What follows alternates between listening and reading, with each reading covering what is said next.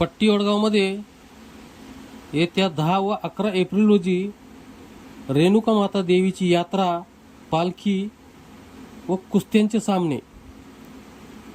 भाविक भक्तांनी, आराधी मंडळ व कुस्तीगीर मल्लांनी यात्रा महोत्सव, देवीचे दर्शन व कुस्ती स्पर्धांमध्ये सहभाग व जंगी कुस्त्यांचा लाभ अवश्य घ्यावा, असे आवाहन सरपंच, उपसरपंच, ग्रामपंचायत सदस्य व ग्रामस्थांनी केले आहे. दरवर्षीप्रमाणे याही वर्षी चैत्र महिन्यात कृष्ण पक्षाच्या अष्टमीला रेणुका मातेची पालखी सोहळा व नवमीला जंगी कुस्त्यांचे आयोजन केले जाते. त्याप्रमाणे येत्या 10 एप्रिल शुक्रवारी रात्री पालखी निघेल व 11 एप्रिल शनिवारी कुस्त्या होतील.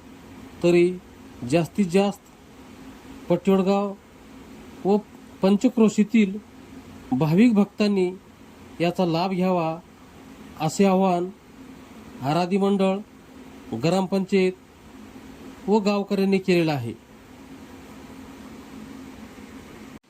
बातमी आवडल्यास लाईक करा, शेअर करा, कमेंट करा व चॅनलवर नवीन असाल तर सबस्क्राईब करण्यास विसरू नका.